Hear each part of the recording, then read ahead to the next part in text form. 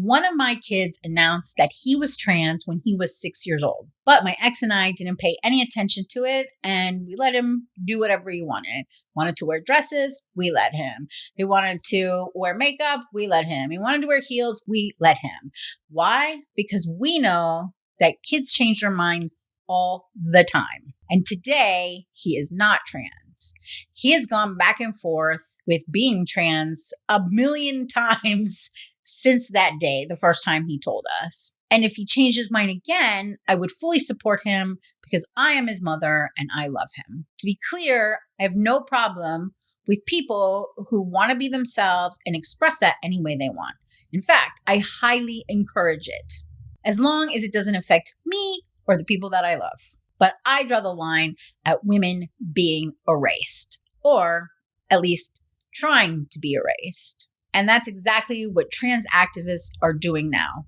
I am a queer, feminine, biological woman, and I refuse to allow anybody to try to erase me or those like me, especially from biological men. So, Jay, I thought we could talk about trans activists and how and why they're trying to erase women. Jay, as a straight, half Indian dude, I'd love to know your thoughts on the difference between a regular trans person and a trans activist. Sure. First, let me just say for the record that we can't be sure that any particular person is trying to erase any particular other person. It might appear that way, or you might feel that way, but right. Let's not go triggering everybody on the first 2 seconds of video. I mean, we do warn them. No, we don't know. No, I know. And so to me, trans as a concept can be one of three things. It can be a fad, like a temporary fad, like pet rocks or cigarettes, or vinyl or something that it's gonna be temporary. It's gonna pass on. Mm-hmm. Like my kid. Yeah, but the movement, like transsexuality. Oh, okay. I apologize. Yeah, could be a fad, mm-hmm. and some people would just hate that I even suggested it might be, but it's possible. It's possible. Sure, it could also be a variant, sort of like. We have tall people, we have short people, we have middle-sized people. It's just a variant, right? It is what it is.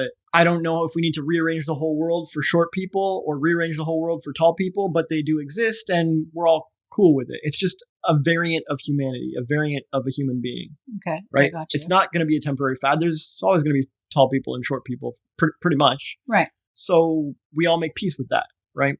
If it's a variant, we make peace with it. And we might have our preferences. Some people prefer short guys. Some people prefer tall guys, yada, yada. But we know they exist and we don't get too fussy if people prefer one or the other. Could be a variant. Okay.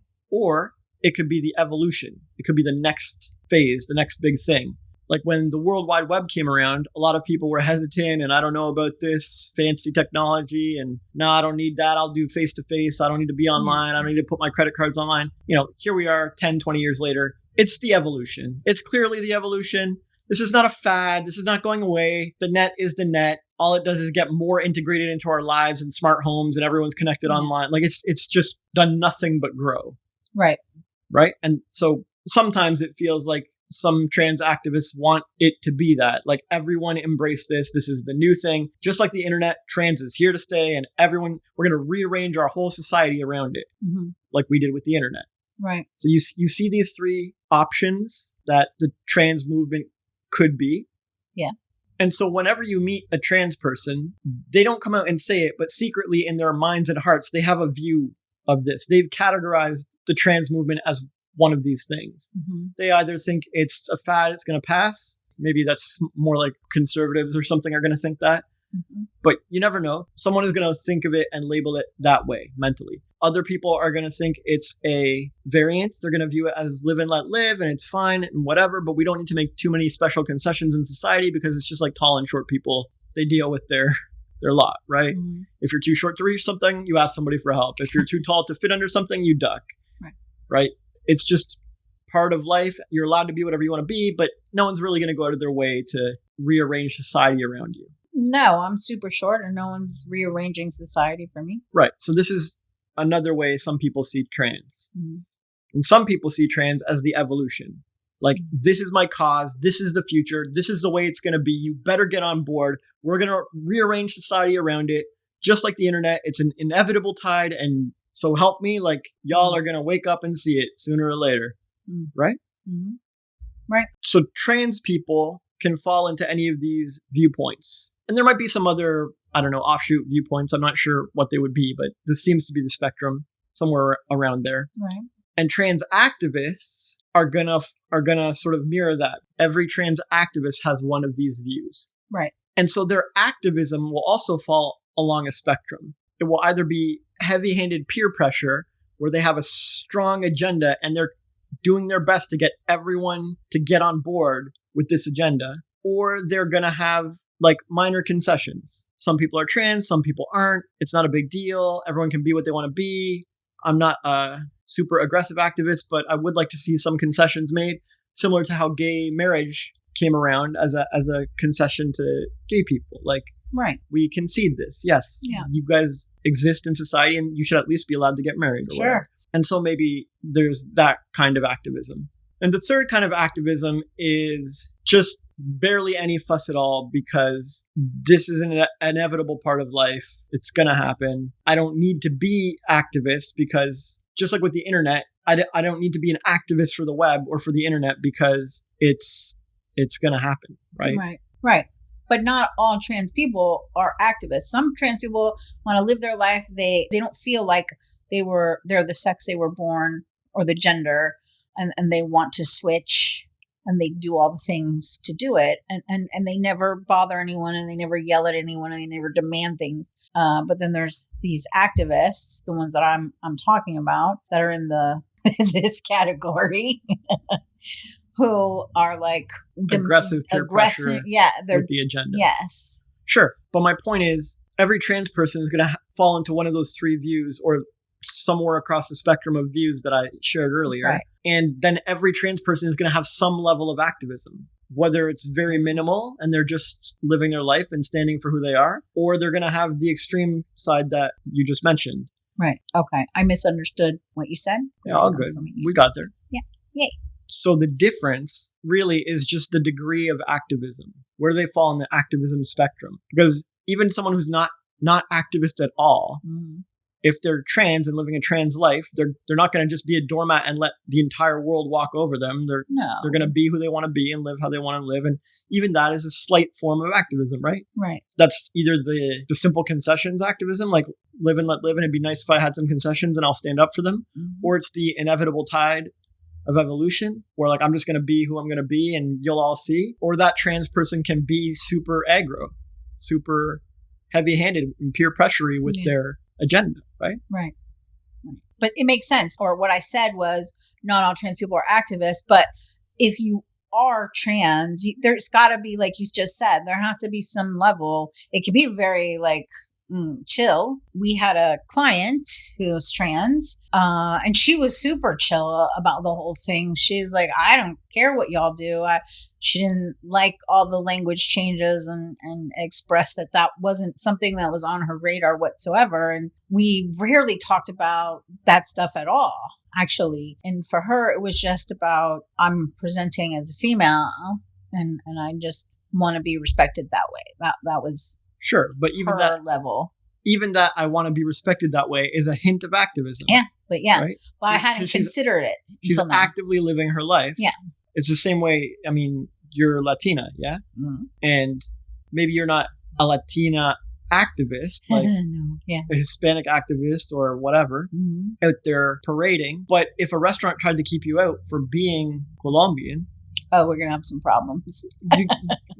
There's going to be something. I want respect. And maybe you do something about it, or say something, or you tell your friends, or you start, and it's like, now you're like a little tiny bit activist about the cause, right? Just because of who you are, and you want to stand up for who you are. And anyone standing up for who they are is going to be a tiny bit activist about who they are. Fair play. Okay.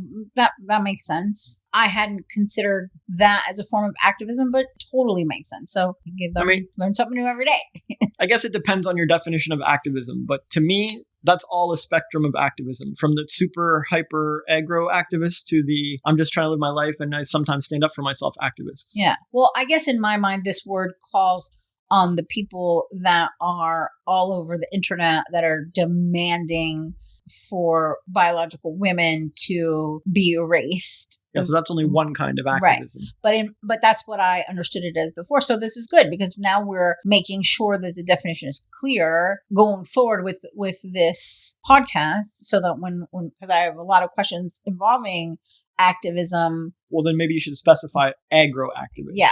So most of my questions are going to be about that side of the activists. So this is good that we're defining our words. So thank you. And this is how a conversation is with you. Like, you think it's going to just be like, oh, easy question, but you have to define the words and the terms in your conversation. And this is how you communicate, people.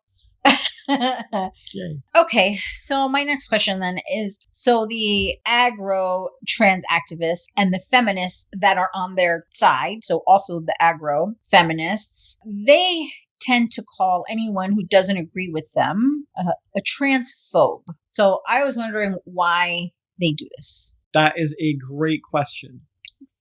Can you tell if someone is afraid of spiders?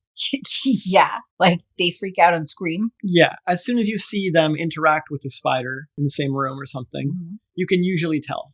Yes. Okay, but can you tell when someone's afraid of being vulnerable? No. It's a lot trickier. You probably could if you dated them for a long time and after 4 years or 5 years, you were like, yeah, this person's afraid of being vulnerable. Oh, yeah. If it's somebody I knew, long term. But unlike the spider, you can't tell from one single interaction. No.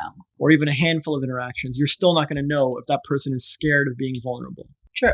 Right. So what does this mean about fear? It means that some fears are fairly simple, obvious, and easy to spot from one interaction. Right. But other fears are more complex and take more observation and more intimacy and more analysis and more knowledge.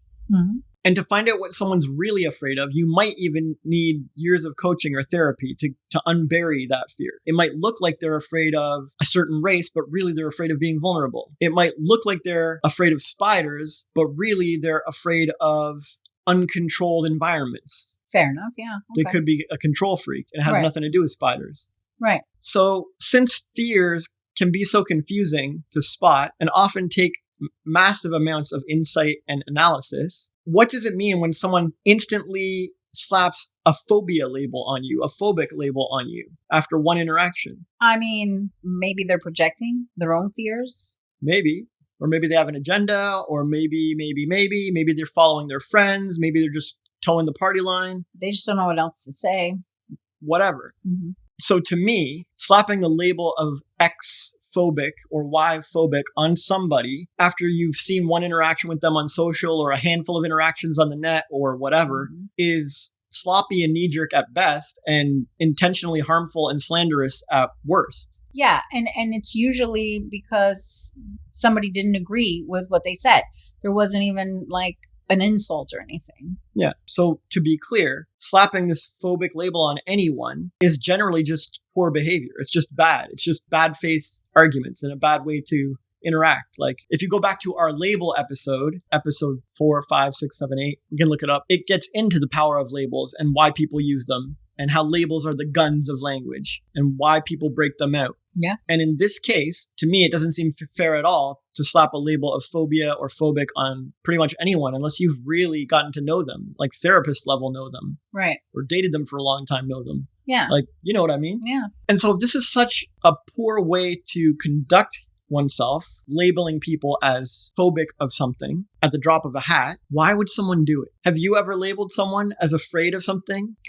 Yeah. You're afraid to commit. Yeah. You're afraid to do your own thing. You're afraid you'll lose your friend. You're afraid to stand up for this or that. Mm-hmm. But do you really know what they're afraid of? Do you really know someone's innermost fears? No, not even if people share it with you. You don't really know. Yeah. Mm-hmm. Oftentimes they don't even know what they're really afraid of. Yeah. So how could you? Isn't it super presumptuous to do this? Of course. Right. So why did you do it? Why did you throw the word "you're afraid" around? To be hurtful. To derail the conversation? That too. To win the argument? Yes. To get your way? Yeah. That. Exactly. Because if I say to somebody, you're just afraid of whatever, this creates something in people where like being called chicken. Basically, they're calling people chicken. And then the other person typically, not always, but typically will respond, oh yeah, I'll show you. And then this escalates it. And then they end up looking freaking crazy. Yeah. And they're off on a tangent. Yeah. Like they were making a point and they're way off the point now. Yeah. They're trying to defend themselves about being chicken. Like you have derailed the conversation and they're lost. But the person who did it is thrilled because that's exactly what they wanted. Exactly. So you asked why a trans activist or an aggro feminist would break out the transphobic label. And I say to you, why would anyone break out any phobic label? Right? Why would you break out the homophobic label? Why would you break out the afraid of technology label? Like you said, to derail the conversation or get your way or, like so these are the options or some of them. So you have your answer. So you have your answer. Okay. Well, this is really helpful.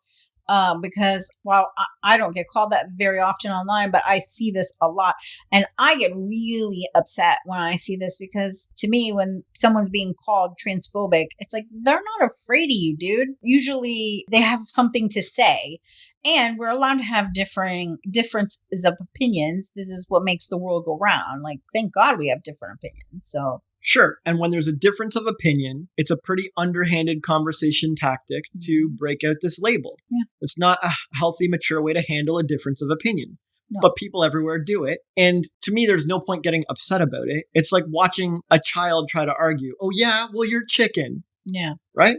Yeah. I'm not upset at the child's arguing technique or debate technique or conversation technique. Right. I'm just laughing. Like, all right, man. And I dip. I bounce from the conversation. This is not someone mature, healthy, and sane to have a discussion with. This is someone with their own agenda who's looking to derail the conversation, and it's going to be completely unproductive. And so I'm happy if like they can think they won, they can think they got their way. Right. I'm just happy to leave because I don't engage with these underhanded, sloppy, self-interested, unproductive conversation techniques. Yeah, it makes sense. You don't have to get too...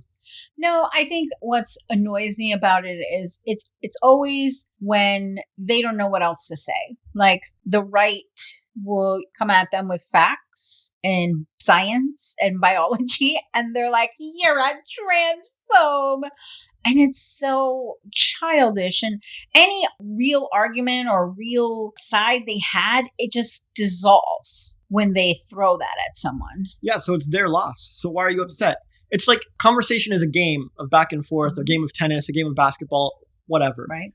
And if you're playing fair and by the rules of conversation, you have a healthy, productive game and see who wins, see who comes out on top, where the truth is, like who made the best points. And okay, fine. Like you got a good point. I'll let it go. But if someone starts using these sketchy communication tactics to win their argument, it's the same as picking up the basketball and traveling. Like you just run around the arena and someone lifts you up and you put it in. I won. See?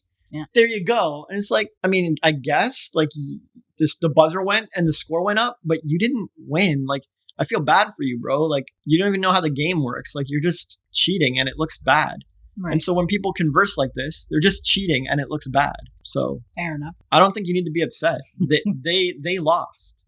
Right. Well, they don't come out looking very hot. Right. Well, this is one of the reasons too that I've shifted some of my content viewing and comments and outreach to a little bit of different topics in different channels, because I don't want to spend my day annoyed and mad because people can't have a conversation. So thank you. Mm-hmm. I appreciate it. Mm-hmm. So do you think that the way that these aggro trans activists behave makes it difficult for the rest of trans people who are on the side, the like chill end, for them to be taken seriously and to be heard when they do have something to say? Well, let me ask you a question. Let's say you're a clean and sober person, but you've decided to hang around all your loud, obnoxious, drunk friends from before.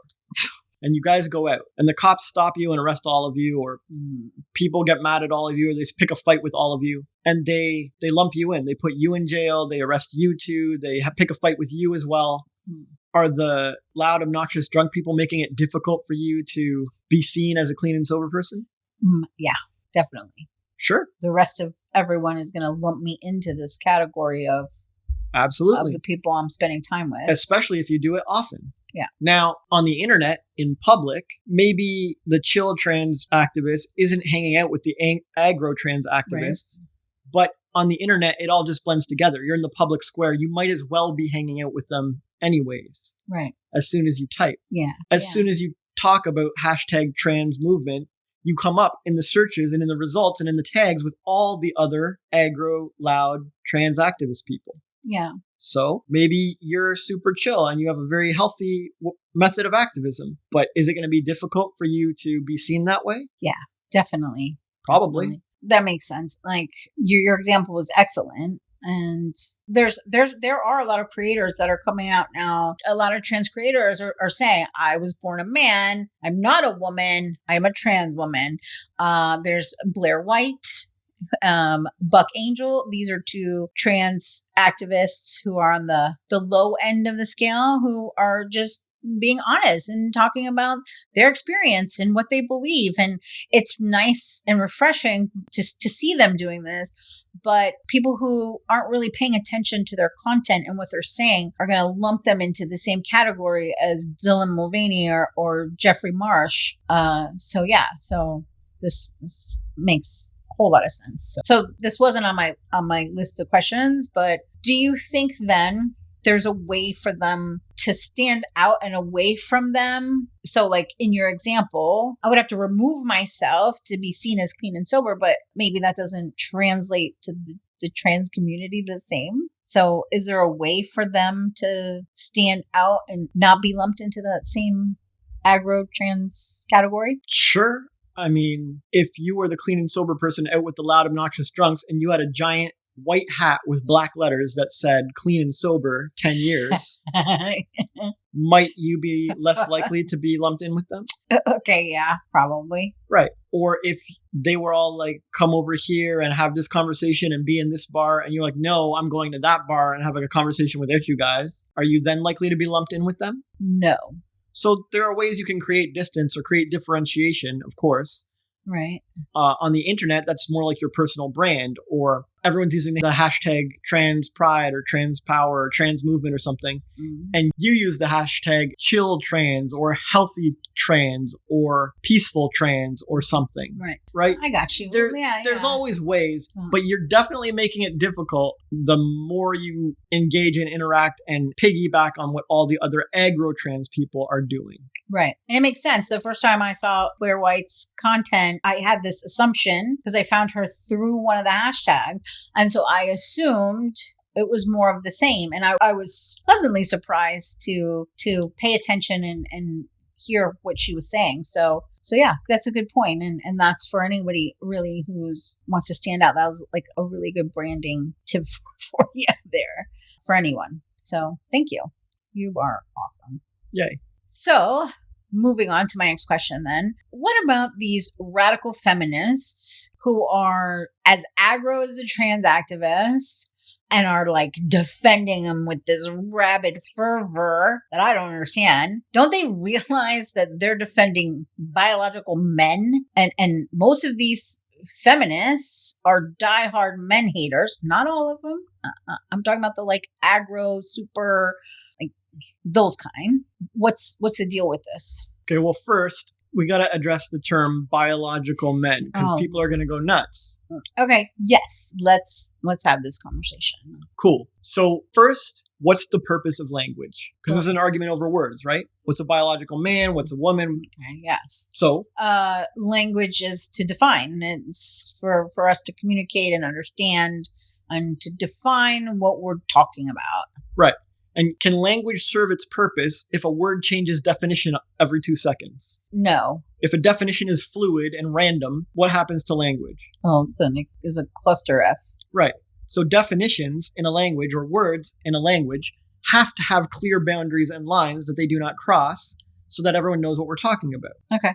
Yeah. If those words are not firm and solid and stable and reliable, maybe with a little wiggle room, we're in trouble. Right. Like maybe you take some liberties in poetry, but for day-to-day language, we really do need these words to mean something clear and defined. Mm-hmm. Otherwise, there's no point of language or communication. Yeah. So if we take the word square hopefully has a clear definition that everyone can agree on for the most part. 99% 99% of people can agree on the definition of a square. Yes. It's not a rectangle, it's not a circle, it's not a triangle, it's a square. Yeah. And when we're having a day-to-day conversation or we're having a debate or an argument, if I say, let's make the table square, and you say, let's make the table round, it's fine. We're both clearly communicating with our well-defined words. And we're not, well, I don't know. Does a square feel like a circle today? Or does a circle feel like a square today? I don't know. You don't know, right? Yes. You see, it's super important. Yes. And it's normal. It's a normal part of language and conversation that we have defined words. Now, what happens if I take that square and I round the corners a little bit? Is the square now a circle? Like I performed surgery on the square, right? I've shaved off the corners. Yeah. Okay. It's still not a circle. So it's still a square. Yeah. What if I do it further and it's even rounder? And now it's like almost just like a little blob. But still it's kind of like a square, like a thumbnail or something. It's still a square. Okay. And what if I shave it off even further and it's like almost a circle? Then it's almost a circle. But someone else who comes in and looks at that might be like, oh, nice circle. You kind of drew it rough, but right. They might see it as a circle. Fair enough. So now our definition of a square, every time we like go outside the lines or move towards another definition, it becomes more confusing. Mm-hmm. And eventually, if we change it enough, that square is now a circle, but no one's going to call it a square. It's going to be called a circle because that's the definition of circle. We came up with these definitions ages ago. They still stand today. They still help everyone everywhere create and build and draw and construct, and we all use them. And anytime it's in between a square and a circle, we admit that's in between a square and a circle. Yeah. That's either a rounded square or that's a squared off circle. Yes. Right. You could do the same thing with red and yellow on a color spectrum or in a pencil case, whatever.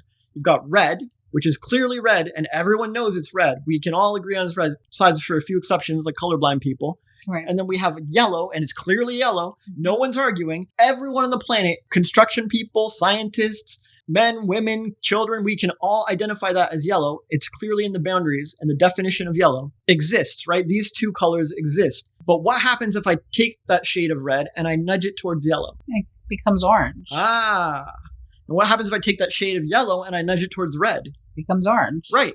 And so two people could come in and see that orange and be like, oh, you turned that red into orange, man. Mm-hmm. And the other person can come in and say, oh, you turned that yellow into orange. And they're both staring at it. And it's like, no, that used to be red. No, that used to be yellow. No, that used to be red. No, that shade of orange used to be red. Yes. Because it's in between. Yes. And that's why we have a name for in between. It's orange. Because we don't have enough definitions for this and this. Right. So then you can have orange. Right. But sometimes we don't have a name or a definition for that word, like the squared circle or the rounded square. Like, we're just like slapping adjectives together to try and define something that's been undefined, and we don't really have a term for it, and so on and so forth. Yes. So this is kind of what we're dealing with now. For thousands of years, we've had men and women, two genders, with clear definitions and clear boundaries. Mm-hmm. And how do we form those boundaries? Like, how do we decide what a square is, and how do we decide what a circle is? How do we decide what is red, and how do we decide what's yellow? Maybe with red and yellow, at first it was just by sight. But as science grew and we can measure frequencies of light, maybe scientists came up with a line where everyone agrees that now this is past red into orange, and now this is past orange into yellow. Like, maybe it's a certain frequency of light or color of light that sets the boundary. Mm-hmm. Do we have that for men and women? For years, it's been chromosomes and hormones and genitalia and secondary sex characteristics. And we do this for various species, right? What are the traits of a female peacock? And what are the traits of a male peacock? What are the traits of a rooster? What are the traits of a chicken? And then for some species, when we can see that they don't have the sexual dimorphism or the binary genders, like an amoeba, we don't define it that way. We don't have language for that because they don't have two genders. But for many species, they have two genders and we define them clearly. Mm-hmm. Circle and square, red and yellow, man and woman. Yes. And so these definitions have held up fine for language for thousands of years. And until someone's figured out a way to change chromosomes and change hormones and change genitalia and change secondary sex characteristics all at once and actually get into the other category, I don't know if we should be swapping labels and changing the language and undefining things that were previously defined. It just causes problems and no one can communicate and everyone's arguing. And what is a woman? And everyone's fighting. And now society doesn't know. Should we build this kind of bathroom or that kind of bathroom? Should we have this kind of sport or that kind of sport? Like it throws everything off when you out with the definitions of language. And I'm fine with language evolving and I'm fine with definitions changing. Like red might change to orange, might change to yellow, and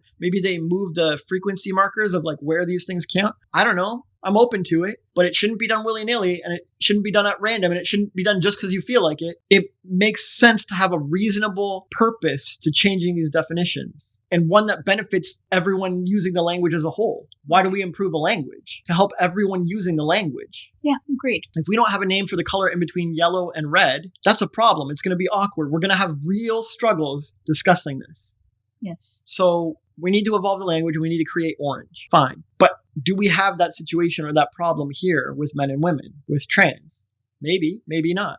That's why they have non-binary. But now they have a million different things, intersex and non-binary and trans woman and trans guy. And so my point is, I'm good either way. I'm sure when orange first came around, there was some backlash.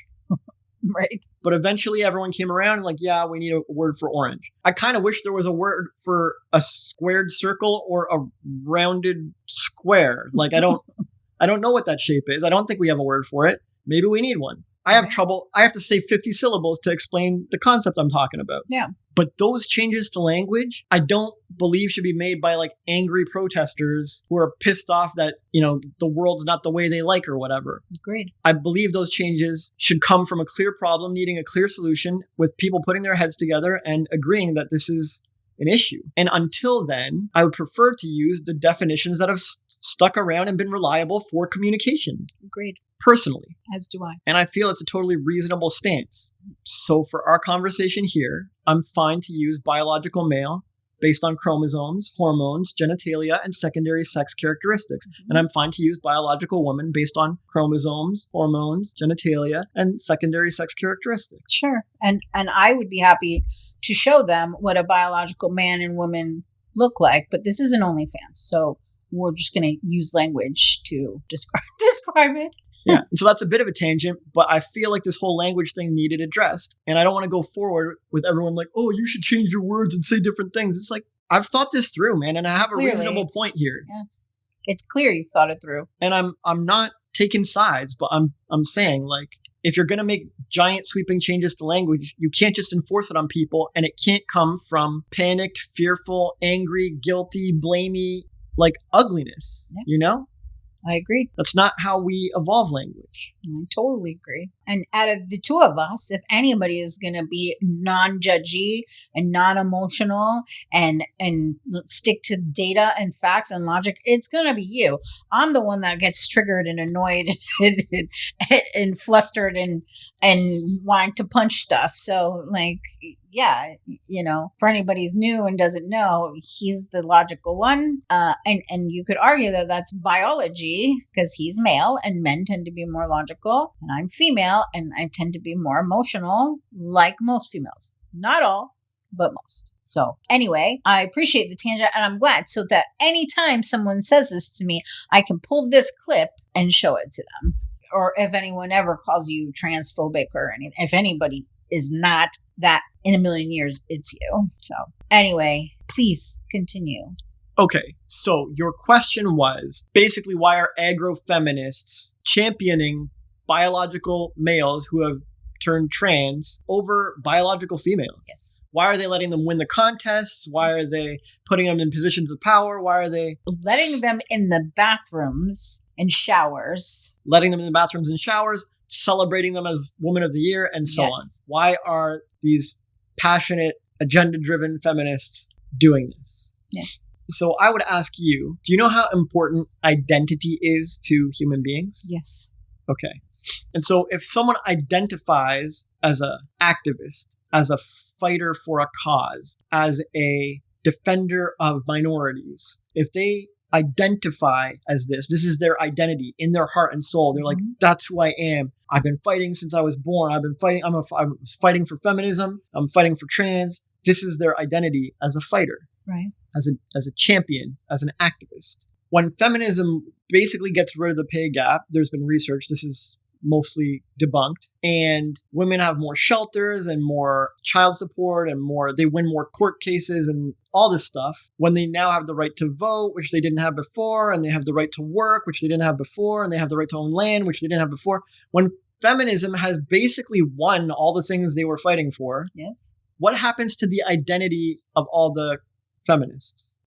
They identified as someone fighting for women. Well, now that women have everything, they don't know what the hell else to do. So now they're trying to help people who aren't even women. Yeah. They need to find another oppressed cause. And they will do it forever.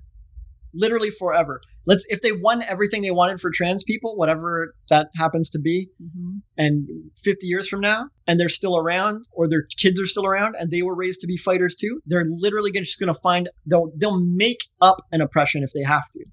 Yeah. That's what they're doing now. Well, I don't know about that.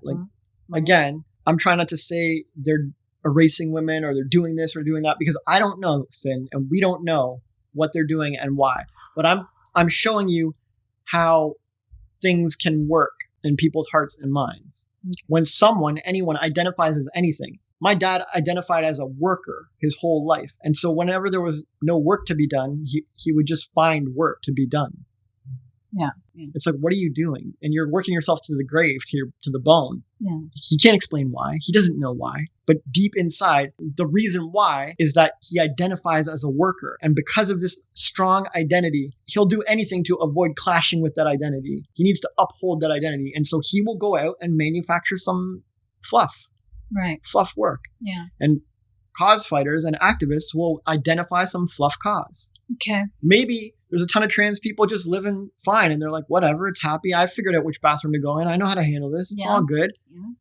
And they don't need a champion or an activist doing anything. But the cause fighters, the activists and champions, they got to fight for somebody. They'll drag those people along with them and hold them up as an example. This is who I'm fighting for. The person's like, dude, I don't, what you talking about, man?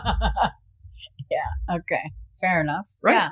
It makes sense if their whole identity is fighting for the oppressed and the victims. And now, as women, we are no longer victims or oppressed. Yeah, they're on OnlyFans, doing whatever, balling out, like have as high body counts as they want, do whatever, right? Women can do whatever. We can do whatever we want. We can be in any job we want. The pay gap has been busted as a myth. This is not true. We make just as much as men if we work the same amount of hours. They're doing an astronaut now, right? Yeah, like, I mean... It's like whatevs. Yeah, like we can do anything. Yeah, there's very little left to fight for. Exactly. So they have to find something else to fight for, someone else.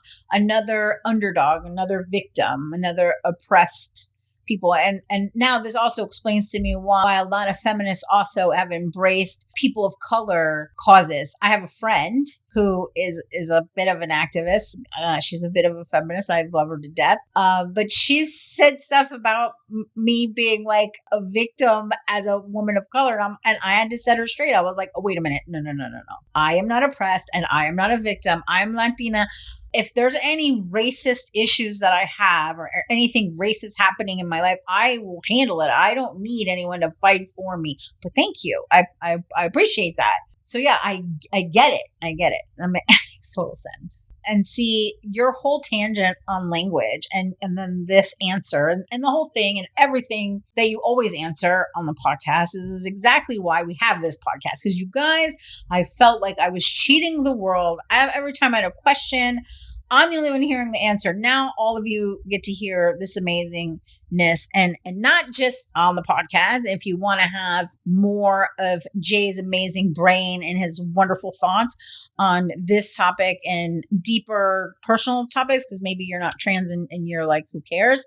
We have a book. It's called Eyes Wide Open Volume 1. The link to check it out is in the description. It's the world's first self-help coffee table book. How baller is that? Look at you marketing. I love it. I know. It's a world first. I know. It really is. I've looked at so many self-improvement books and wisdom books, and none of them are beautiful coffee table books that you could put on your coffee table. Gorgeous photos. Yeah. And I know Christmas seems like far away, but it's never too early to start. Yeah, and it sneaks up on you. Yeah. And it's an amazing thing to give to somebody who really wants to improve themselves and isn't quite sure where to start. And to get their feet wet because it's pretty. Yeah, it is. It is.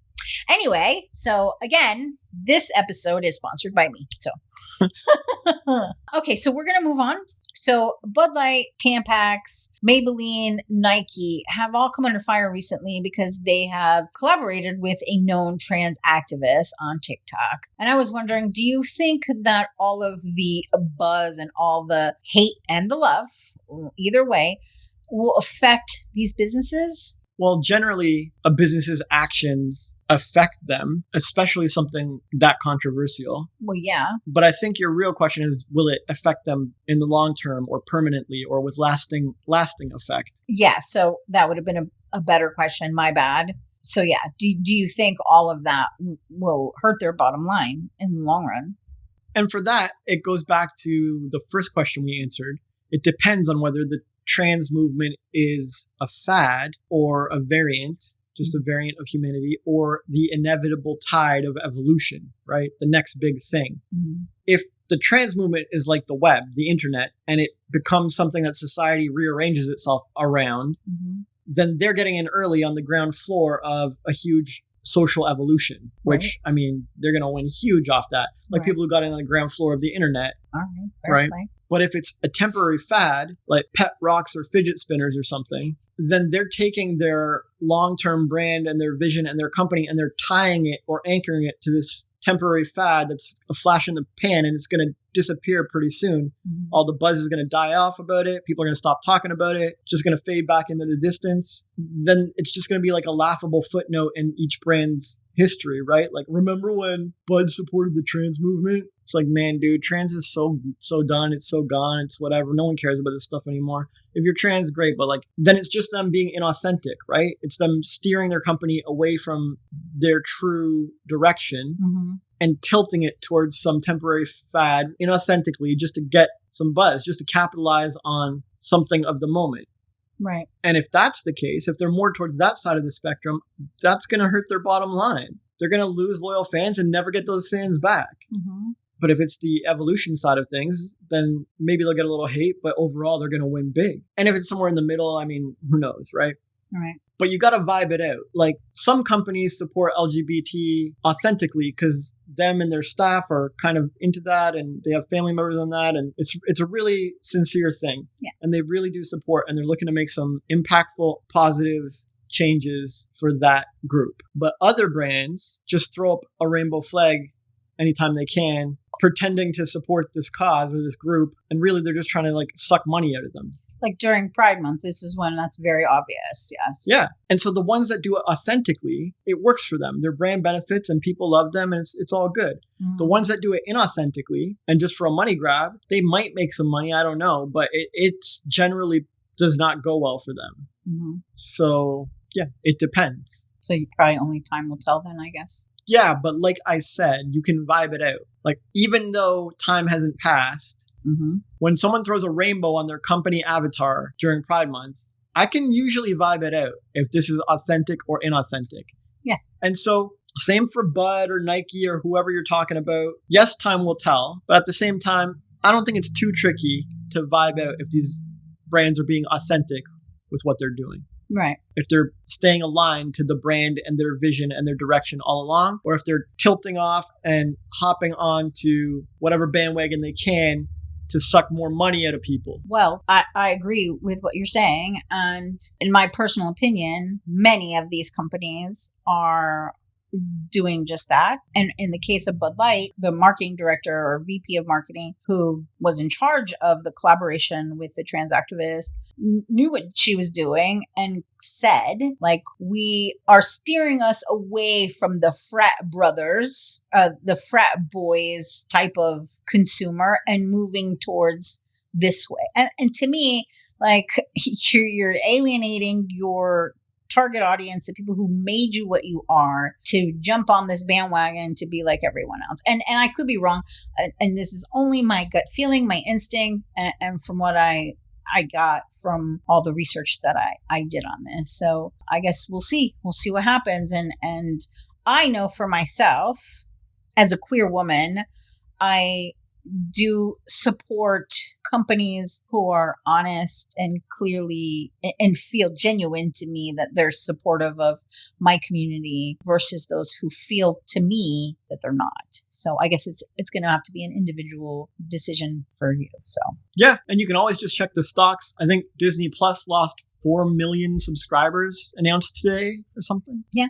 Bud Light also has gone down, as has Tampax. And I'm not sure about Nike. I didn't really research that too much. So, well, thank you for your opinion. And your opinion on business always means a lot to me since you have so much experience being an entrepreneur. You've had more businesses than I have. I've had more businesses than anyone. And not in a good way. Damn.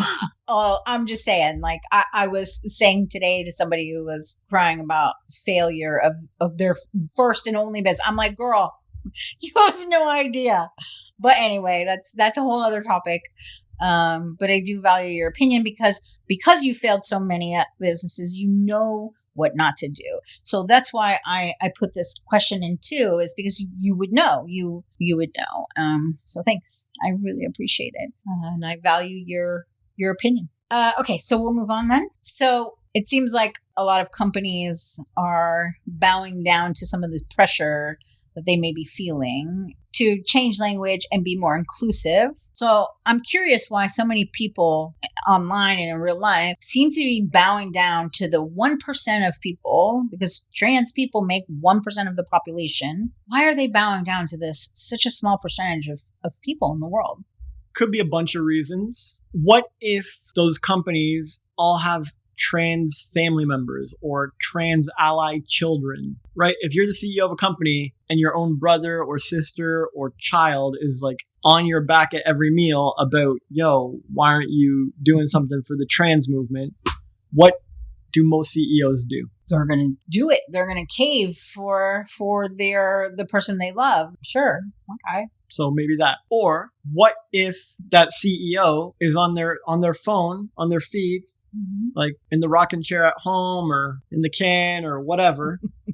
And that feed is nonstop trans stuff because they're so vocal and they're trending and so on. And it's been going on for not months, but years. And so the CEO is seeing it. It's been going on for years. Yeah. So now what's the CEO going to do? What's he going to think about the market? Oh, well, that's your feed. So it gets recommended more and more and more the more you look at it. So he's going to think that all social media is like that because that's what he's seeing in his feed. Yeah, it's 1% of the population, but they're super loud and they're super recommended. And he's stuck in a feedback loop or an echo chamber. Right. And CEOs are just people. They're just humans. Sure. Yeah. What are they going to do when they're inundated and seeing this nonstop? What are they going to conclude that their company should do next? Cater to those people. Or what if those CEOs go to a retreat or a mentorship, or they're watching some other richer mentor, some other richer CEO, other more successful CEO, and that CEO is saying trans is the next big thing. You guys got to keep an eye out.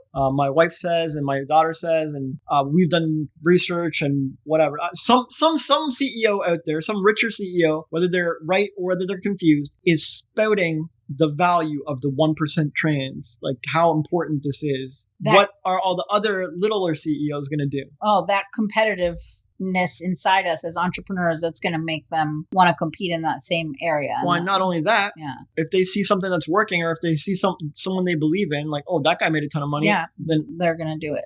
Yeah. So you see all these reasons add up. Yeah. The CEOs of these companies are just people, and they're getting influenced by these different things. Right. Family and feeds and mentors and idols and people they look up to and whatever. Right. And so I'm not saying these guys are making super smart decisions. Like, I don't know how smart it is to cater to a 1% loud vocal minority, but for whatever reason, they're choosing to do it. And I'm not that surprised, you know? Right. Well, no, I'm just, to me, it was shocking to see a huge company like completely ignore their entire user base for this like 1% because but Disney did it. Yeah, I Bud know. Light did it. I know. Maybelline did it. And it's shocking to me. Like, as an entrepreneur myself, you know, like if we had one person or like 3 people demanding that we, you know, change the name of our podcast because it was offensive to their eyes, I would tell them to fuck off. Well, but hold on. What if all your other podcast people were silent? They didn't comment. They didn't engage. They just watched. They're just silent watchers. And so your only engagement as a CEO is these constant loud people over and over saying it over and over. And they keep bringing a fourth friend and a fifth friend to say it too. And it's adding up. And it's all you're seeing. Yeah. Are you level-headed enough? Are you focused enough to remember the silent majority? Or are you going to be sucked into what you're seeing every day and in your feed and popping up on your notifications? You're like, you know what? I think we do need to change the name, man. Yeah. Well, I can't answer that because like part of me is like, hell no. But I mean, I don't know. Yeah. Like, that's a great question. From what I know of you. Hey, now. What? I'm just teasing. Maybe you've changed, but in the past, you've been easily influenced by what's in your feed. In fact, what's in your feed caused some very major problems recently.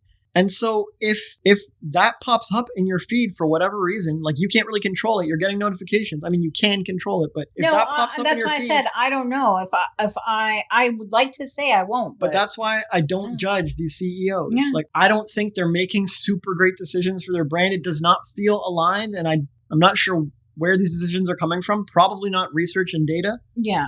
Because when you're catering to a loud 1% vocal minority, and ignoring your consumer base, generally, it's hard to justify this and call it a great decision. Maybe it might be in some cases, but pretty tricky. But I don't judge because I know people are people and humans are humans, and they can be influenced by this kind of thing. Family members and constant feeds of a certain thing and idols that they look up to. Yeah, I mean, if my kids came to us and complained that we didn't talk about queer stuff enough. Because you probably start talking about it. Yeah, probably. Because I'm queer, they're queer. Yeah, like. Right. And I'm irked because, like. I know. And this is what I don't like to see. I don't like to see people bullied. Like that. Well, I'm saying I don't like to see CEOs being bullied. Yeah. And pressured to change the direction of their company. Yeah. It's fine to consider these things and take them on board and whatever. But to just knee jerk, like, oh, someone said such and such, I'm changing. Yeah. Or I've seen this in my feed 500 times. I guess I'm just going to change. It's like, where's the level-headed thinking that I want to see from these CEOs, right? Yeah. And I don't want to become someone who does that. No. And I don't want my partner to become someone who does that either. No, so, I don't. Yeah. Well, for myself, I have a lot of stuff I'm working on and I become a lot more self-aware and I am curating my feed. I have two accounts that I use a lot and one is for the podcast and one is my personal feed. And so I was keeping them separate, but now I'm seeing that there's a reason why I have a personal feed. Like it's okay to have them to be the same because it's part of who I am. Like, so yeah, I think if you're a CEO and you are watching this, maybe you might want to think about curating your feed and doing some data and getting out there and seeing outside of that 1% what they think, maybe. And I'd like to think that I would do that. And I think now with you and your help and all the teachings that you give me, I would like to think that I would tell my children, I will consider it. And even though I am a queer woman, that's not my whole identity at all. So yeah. Thank you. It was really good. Really, really helpful. I also want to point out, like, I know I gave the book I mentioned it earlier, but like you helped me change my life in so many different ways. And I just want to put it out there. We don't really have like a program or anything right now, but I'm always up for coaching.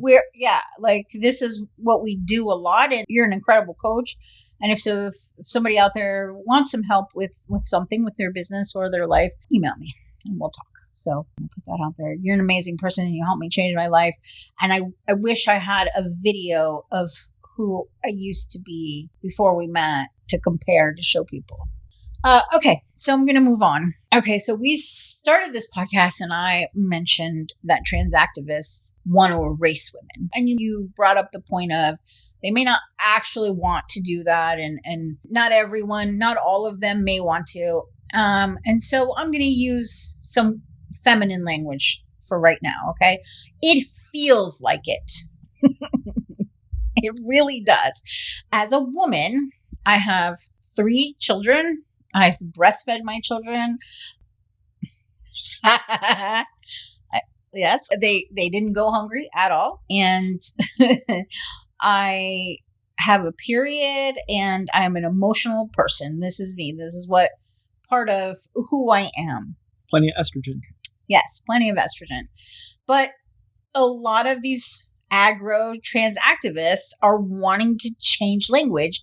And that change of language feels like erasure, like wanting to call us chest feeders and womb bearers. Oh, and my least favorite is cis, calling me cis, which actually began as a negative word to refer to biological men and women. So if the trans people, trans activists, all of them want to be like me, and I'm only going to talk about biological men who are transitioning to be women. You guys want to be like me because you're transitioning, you're getting bottom surgery to have the designer experience, the designer. So trans people want to be the opposite of what they were born to be, right? And I understand there's a lot of complexities and nuances to that, but why are they trying to change language like this to erase women? So what's easier for an activist? Changing the way society behaves and their attitudes towards their cause, or making a rule that you have to speak a certain way? Making the rule. Yeah. Right. Yeah. So it's an easy win for them to change language. They're like, yay, we did something. Yeah. Right. Okay. So if you had a cause, any cause, a great place to start for your cause would be an easy win of banning a word or replacing a word, right? Yeah. Yeah. Sure. But it doesn't really matter. It's a hollow victory. It's a hollow win. People think, see, we did it. We got the language changed now. So the word slave has been mostly done away with outside of BDSM or like kink. Right. And if you use it, it's a big faux pas.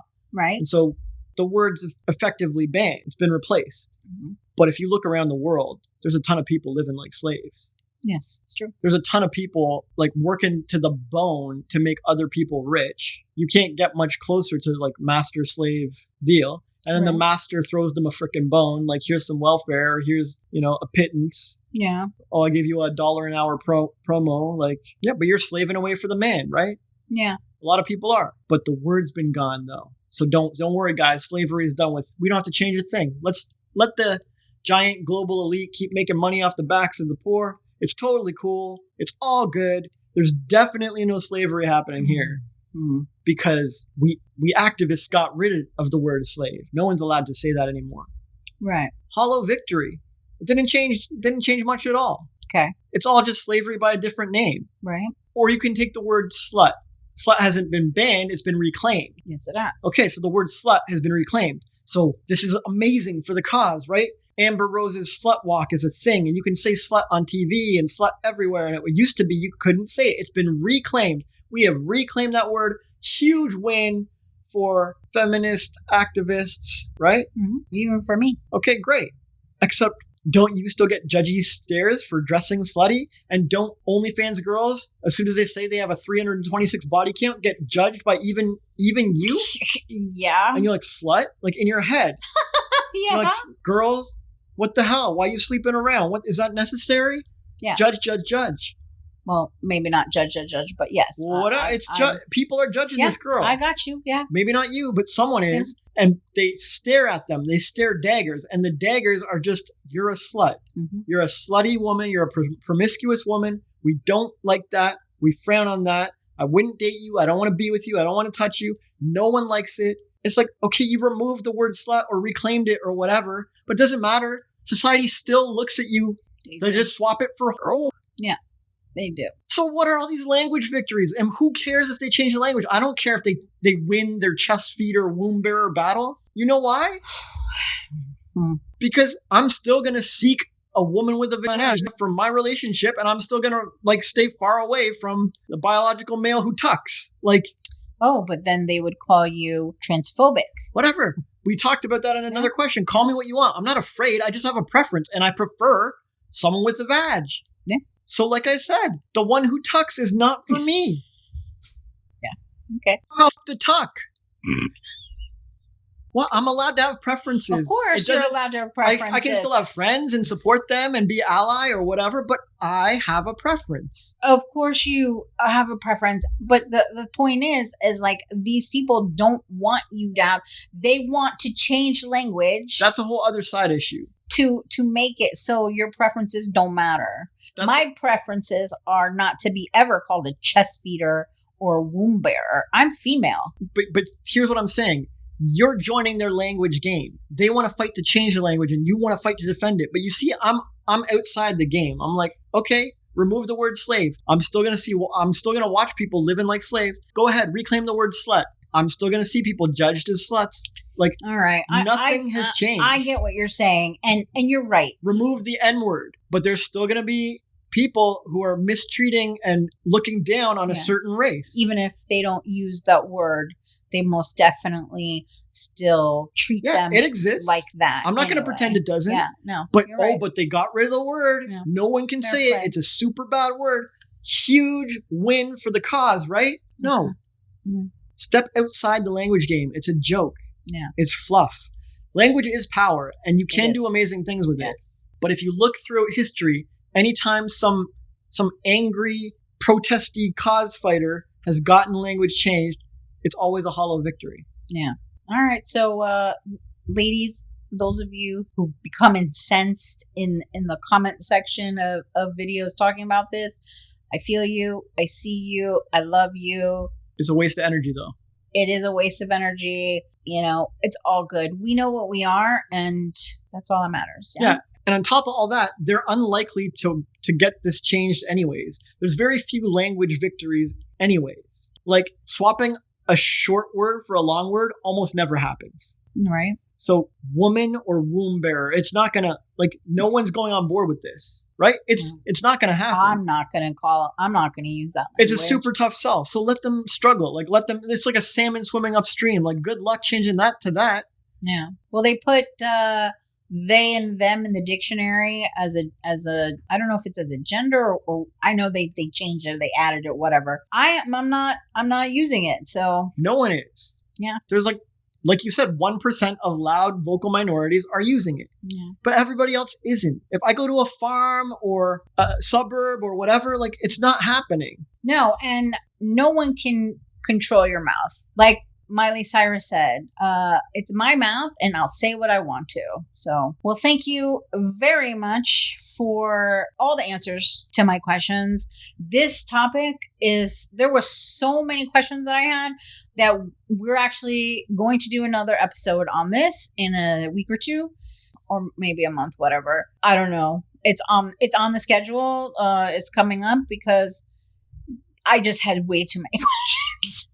And I knocked out like 10. So, and it's already been an hour and a half. So thank you so much for your time. You are amazing and wonderful. You too.